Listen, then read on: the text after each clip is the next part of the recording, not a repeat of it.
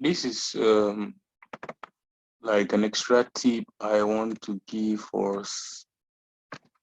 our sisters in writing academic or scientific research papers.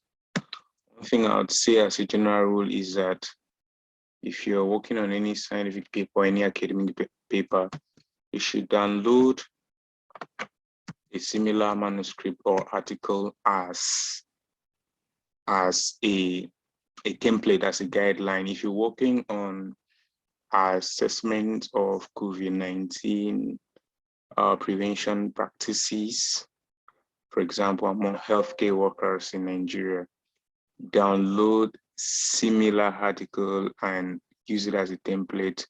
Look at the way the authors present their cases, arrange the paper, arrange their arguments, present their paragraphs, and try to sort of follow what they are doing.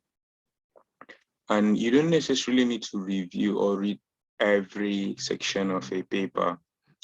I mean, and you cannot exhaust all the literatures online. It's only in a systematic review that you attempt to exhaust literatures. But if you're working on maybe, let's say, malaria eradication program amidst COVID-19, you might say, let me consider 10 baseline articles.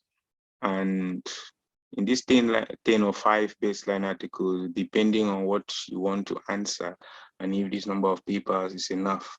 So in your 10 articles, if you want background information of malaria generally, of COVID, you see it in the introduction.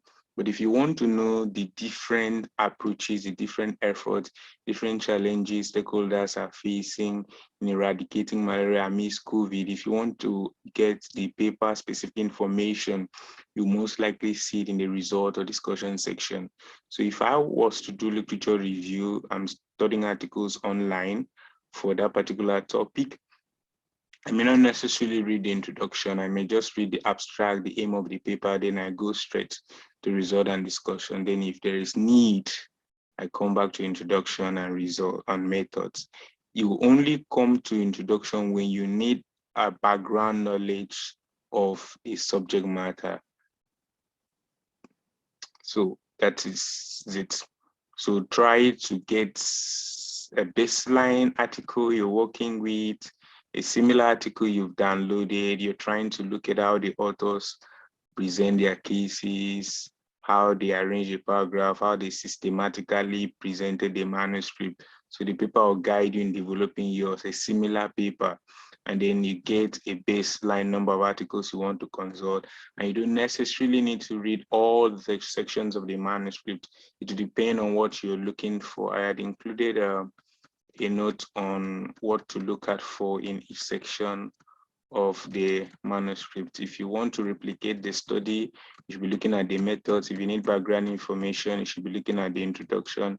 If you want to know what the authors found out, you should be looking at the result and discussion section. If you want to know what the authors found out, sorry, you should look at the result. If you want to know how these what this result mean and how this connect to previous studies, you look at the discussion section. So if you want to know the main message the paper is conveying, the conclusion.